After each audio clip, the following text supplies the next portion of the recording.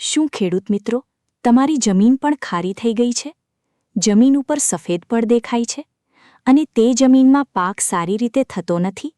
તો ખેડૂત મિત્રો, આ વિડિયો પૂરો જરૂર જોજો.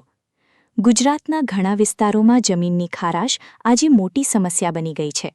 ખારાશ વધે ત્યારે છોડના મૂળ પાણી અને પોષક તત્વ સારી રીતે લઈ શકતા નથી, જેના કારણે પાક પીળો પડે, વૃદ્ધિ અટકે અને ઉપજમાં ભારે ઘટાડો થાય છે.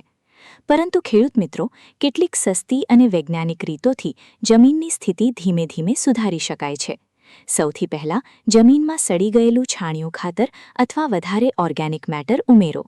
આ જમીનની રચના સુધારે છે અને ખારાશનો પ્રભાવ ઓછો કરવામાં મદદ કરે છે. સાથે જ જીપ્સમનો ઉપયોગ પણ ખારી જમીન માટે ખૂબ ફાયદાકારક માનવામાં આવે છે. ખાસ કરીને સોડિક જમીનમાં જીપ્સમ જમીન સુધારવામાં મદદરૂપ બને છે. પરંતુ યોગ્ય માત્રા માટે જમીન પરીક્ષણ કરાવવું ખૂબ જરૂરી છે.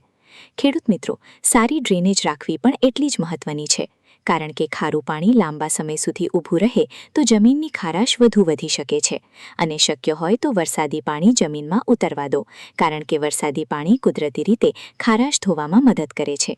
એટલે યાદ રાખજો ખેડૂત મિત્રો, ખારી જમીન એક દિવસમાં સુધરતી નથી, પરંતુ સાચી રીત, યોગ્ય વ્યવસ્થાપન અને ધીરજથી જમીન ફરી ઉપજાઉ બની શકે છે.